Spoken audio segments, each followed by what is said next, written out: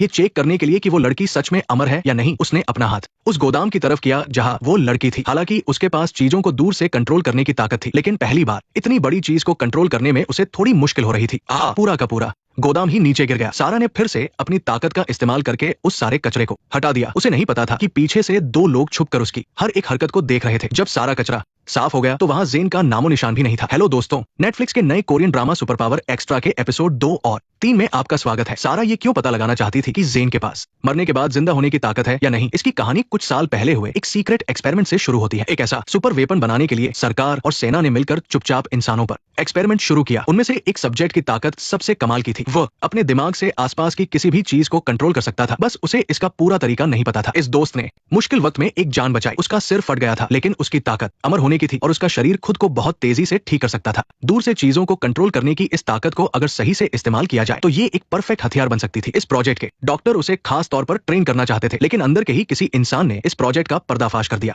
सेना ने खुद को बचाने के लिए वहां एक धमाका करवा दिया और बेस के सिक्योरिटी गार्ड ने उसे आग से बचा लिया। लेकिन उस धमाके में बचने वाला वो अकेला नहीं था। सालों बाद आज वो अपनी पहचान छुपाकर एक सरकारी कर्मचारी सारा बन गई थी। इन सालों में सारा हमेशा उसे ढूंढ रही थी जिसने उसकी जान बचाई थी। उसी अमर दोस्त को कल ही उसने खुद देखा था कि जेन मरने के बाद फिर से जिंदा हो गई। भले ही दोनों के जेंडर अलग थे, फिर भी सारा ने पूरी सच्चाई पता लगाने का फैसला किया। जेन का शरीर जब उस गंदे पानी के संपर्क में आया था तो वो सिर्फ जिंदा ही नहीं हुई, बल्कि उसकी बचपन की दिल की बीमारी भी रातों रात ठीक हो गई। उसके डॉक्टर ने भी कहा कि ये तो किसी चमत्कार जैसा है। और उसी गंदे पानी को छूने वाले रॉबिन और सैम को भी धीरे धीरे अपने अंदर के बदलावों का पता चला। रॉबिन बहुत ताकतवर हो गया था और आसानी से 2 दीवारें तोड़ सकता था। वही सैम ने देखा कि कभी कभी उसका शरीर चीजों से ऐसा चिपक जाता था कि वो किसी भी तरह से छूटता नहीं था। जब दादी को पता चला कि उनकी पोती जेन की बीमारी पूरी तरह से ठीक हो गई है तो उनका बर्ताव ही बदल गया। उन्होंने खुद जेन से कहा कि वह जहाँ चाहे घूमने जा सकती है, यहाँ तक कि उन्होंने उसका पासपोर्ट भी बनवा दिया और विदेश जाने के लिए पैसे भी दे दिए। कल रात जो भी हुआ उसके बाद जेन को खुद यकीन नहीं हो रहा था कि उसकी जानलेवा बीमारी वाला शरीर अब पहले से कहीं ज्यादा स्वस्थ था। उसके होंठ अब नीले नहीं पड़ रहे थे, बाहों के निशान भी गायब हो गए थे। बस कभी कभी उसे अजीब से भ्रम होने लगते थे।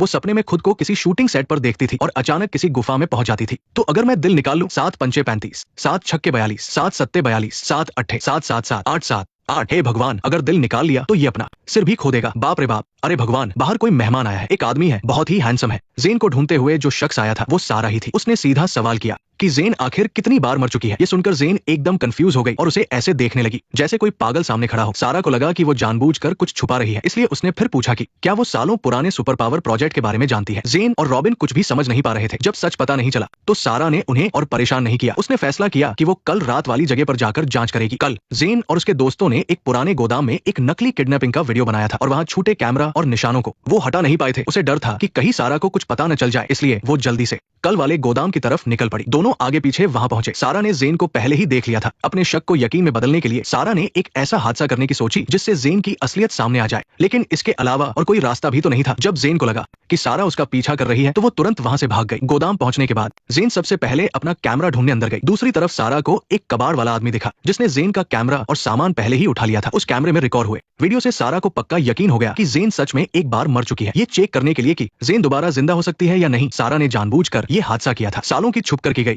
प्रैक्टिस के बाद उसकी ताकत काफी बढ़ चुकी थी, लेकिन उसने देखा कि जेन की ताकत मरने के बाद जिंदा होना नहीं है, बल्कि वो पलक झपकते ही एक जगह से दूसरी जगह टेलीपोर्ट हो सकती है। जैसा कि सारा ने सोचा था, जेन इस वक्त समुद्र के बीचों बीच एक समुद्री लुटेरों के जहाज पर पहुंच चुकी थी। अचानक एक जिंदा इंसान को देखकर उन लुटेरों को लगा कि वो कोई पुलिस वाली है और वे उसे गोली मारने ही वाले थे। तभी बिल्कुल सही मौके पर जेन दोबारा टेलीपोर्ट होकर उसी गोदाम में आ गई। बगल में सारा को देखकर उसने पास जाकर उसके कंधे पर हाथ रखा, लेकिन सारा अचानक घबरा गई और उसने बिना सोचे समझे जेन को इतने जोर से धक्का दिया कि वो कई मीटर दूर जाकर गिरी। इन 2 दिनों में जो कुछ भी हुआ वो बहुत ही अजीब था। जेन और रॉबिन ने मिलकर सैम को खोजा और उससे पूछा कि क्या उसके साथ भी कुछ अजीब हुआ है। तुम्हें क्या लगता है कि मैं तुमसे ज्यादा नॉर्मल हूँ? इसलिए प्लीज मेरे पीछे मत आओ, मेरी और तुम्हारी कोई तुलना ही नहीं है। सैम का शरीर कभी कभी बिना कंट्रोल के ही हर चीज से चिपकने लगता था और इस पर उसका कोई जोर नहीं था, लेकिन उसने खुद अपनी आंखों से सारा को गोदाम में अपनी ताकत का इस्तेमाल करते हुए जेन पर हमला करते देखा था। शायद सारा कुछ जानती थी, इसलिए वो तीनों सच्चाई का पता लगाने के लिए सिटी हॉल में उसे ढूंढने गए कि आखिर माजरा क्या है। लेकिन सारा जानबूझकर उनसे छिप रही थी, पर जेन ने भी हार नहीं मानी। उसने अपने दोनों दोस्तों को भी साथ लिया। इन दिनों लगातार कुछ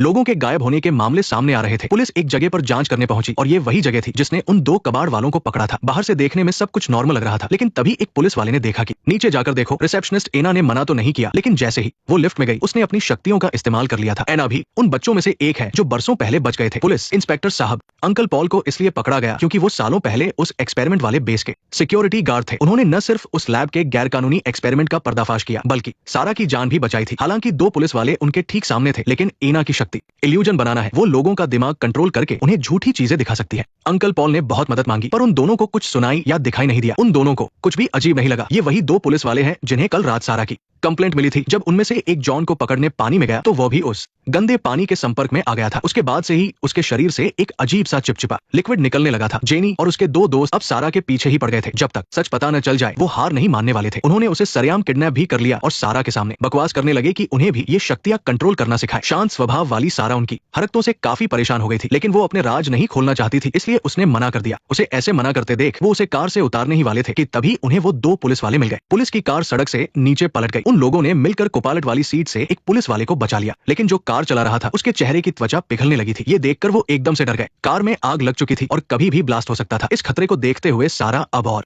शांत नहीं रह सकी। उसने अपनी उंगलियों के इशारे से ही उस पुलिस कार को हवा में उठा लिया। इसी बीच ड्राइवर भी कार से नीचे गिर गया। उधर जॉन, जो आग बुझाने के लिए झील से पानी लेने गया था, उसे भी कुछ अजीब लगा। उसने देखा कि जिस बड़ी मछली की शिकायत उसने की थी वो फिर से सामने आ गई है। ये साफ था कि वो मछली बिल्कुल भी नॉर्मल नहीं थी। इसी बीच जेनी ने उस रबर जैसे पुलिस वाले को खींचकर एक सुरक्षित जगह पर पहुंचाया, लेकिन ये पुलिस वाला जो एकदम रबर जैसा बन गया था, पता नहीं जिंदा था या मर चुका था। फिर जॉन ने आग बुझाई और तुरंत सबको उस बड़ी मछली के बारे में बताया, लेकिन शुरू से लेकर आखिर तक सिर्फ जॉन ने ही उस मछली को कई बार देखा था। बाकी किसी ने उसे नहीं देखा था, इसलिए उन्हें यकीन नहीं हुआ। गुस्से में आकर उसकी वो चिपचिपी शक्ति फिर से एक्टिवेट हो गई और कार में फिर से आग लग गई। उन दोनों को खतरे में देखकर सारा ने अपनी शक्ति का इस्तेमाल करके उन्हें कार से अलग करने की कोशिश की। रॉबिन तो सुरक्षित वहां से निकल गया, लेकिन जॉन की वो अजीब सी शक्ति सारा के भी कंट्रोल के बाहर थी। जेनी ने घबराहट में उसे बचाने की कोशिश की, लेकिन उसे भी नहीं पता था कि वो अचानक कहां टेलीपोर्ट हो गई। जल्दी चलो, जल्दी जाओ, किसी और को बुला लाओ, तुम मत आना, जल्दी भागो, जल्दी भागो, जल्दी भागो, यहाँ से निकलो, भागो, जल्दी, जल्दी भागो, जल्दी भागो, जल्दी भागो, जल्दी भागो, जल्दी भागो, जल्दी भागो, जल्दी भागो, जल्दी भागो, जल्दी भागो, जल्दी भागो, जल्दी भागो, जल्दी भागो, तुम ये कर सकते हो, है ना? जल्दी भागो, जल्दी भागो, जल्दी भागो, जल्दी भागो। एम्बुलेंस के आने के बाद ही वो वहां से निकले, ये पता लगाने के लिए कि कैसे उन तीनों आम लोगों को अचानक से ये सुपर पावर मिल गई। सारा रिकॉर्ड रूम में इन्वेस्टिगेशन के लिए आई। उसे शक था कि उन लोगों में ये बदलाव शायद उस गंदे पानी के संपर्क में आने से हुआ है। जांच करने पर उसे एक बहुत बड़ी बात पता चली। वो गंदा पानी असल में उसी ऑर्गेनाइजेशन से आ रहा था। उधर जेनी और उसके दोस्त उस पुलिस वाले को देखने अस्पताल आए, लेकिन उन्हें बताया गया कि आज कोई भी पुलिस वाला यहाँ नहीं लाया गया। उन्हें नहीं पता था कि उस पुलिस वाले को एक रहस्यमय ऑर्गेनाइजेशन ने अगवा कर लिया है। वो तीनों डर गए कि कहीं वो भी न मारे जाए, इसलिए जेनी फिर से सारा के पास गई और उसे दोनों पुलिस वालों के गायब होने के बारे में बताया। सारा को पहले ही इसका अंदाजा था, लेकिन वो उन तीनों के मामले में नहीं पड़ना चाहती थी। उसने उन्हें साफ बता दिया कि जिनके पास सुपर पावर होती है वो आसानी से नहीं मरते। जब सारा ने किसी तरह उसे वहां से भेजा तो उसने महसूस किया कि कोई रहस्यमयी शख्स उसका पीछा कर रहा है। ये शख्स भी उन्हीं बच्चों में से एक था जो बरसों पहले बच गए थे और इस शख्स का नाम नंबर 8 था और इसकी शक्ति थी ग्रेविटी को पूरी तरह से कंट्रोल करना। सारा ने ही उस पर हमला किया था। वो दोनों एक ही समय में उस एक्सपेरिमेंट का हिस्सा रह चुके थे। उन दोनों ने एक दूसरे को पहचान लिया। सारा को इंसानों पर किए गए उन एक्सपेरिमेंट से सख्त नफरत थी और अब वो ऑर्गेनाइजेशन फिर से सक्रिय हो रहा था। अपनी और जेनी समेत उन तीनों दोस्तों की जान बचाने के लिए उसने उन लोगों के साथ मिलकर इस ऑर्गेनाइजेशन से लड़ने का फैसला किया। सालों पहले जब उस एक्सपेरिमेंट का पर्दाफाश सिक्योरिटी गार्ड अंकल पॉल ने किया था, तब उस प्रोजेक्ट के हेड डॉक्टर स्मिथ को गिरफ्तार कर लिया गया था। सालों तक जेल में रहने के बाद बाहर आते ही वो सबसे पहले जेनी की दादी के पास गया। जेनी की दादी ही उस प्रोजेक्ट में पैसा लगाने वाली मुख्य इन्वेस्टर थी। उन्होंने शुरुआत में गैर कानूनी कामों से ही पैसा कमाया था। एक्सपेरिमेंट का सच सामने आने के बाद उन्होंने कुछ बच्चों की जान भी बचाई थी। अब वो इस छोटे से रेस्तरां में छिपकर रहती है और जेनी को पाल रही है। डॉक्टर स्मिथ के यहाँ आने का बस एक ही मकसद था, दादी से इटर्नल चाइल्ड को हासिल करना। क्योंकि वो एक्सपेरिमेंट पूरा नहीं हुआ था, उन बच्चों को अपनी अपनी शक्तियां तो मिल गई थी, लेकिन उनका ज्यादा इस्तेमाल करने से साइड इफेक्ट भी होते थे। एक हद से ज्यादा इस्तेमाल करने पर उनकी मौत भी हो सकती थी। इसका परमानेंट इलाज सिर्फ इटर्नल चाइल्ड के दिल से ही मुमकिन था। और अब काले कपड़ों वाली ये औरत जो लोगों की यादें कंट्रोल कर सकती थी, उसने अपनी शक्ति से जेनी की दादी के दिमाग को कंट्रोल कर लिया। वो उनसे सच उगलवाना चाहती थी। मुझे जवाब दो, मेरा भाई मर चुका है। डॉक्टर स्मिथ को जेनी की दादी की बातों पर पूरी तरह से यकीन नहीं हुआ। उसे बस अब सही समय का इंतजार करना था। बाहर आते ही उसने जेनी को पागलों की तरह बर्ताव करते देखा। जब से उसे पता चला था कि वो टेलीपोर्ट हो सकती है, वो इसी शक्ति के दम पर पूरी दुनिया की मुफ्त सैर करने के सपने देख रही थी। नंबर 8 ने उसे पहचान लिया। डॉक्टर स्मिथ उसे पकड़कर उस पर रिसर्च करना चाहता था, लेकिन जैसे ही नंबर 8 ने उसे पकड़ने की कोशिश की, जेनी अचानक से गायब हो गई।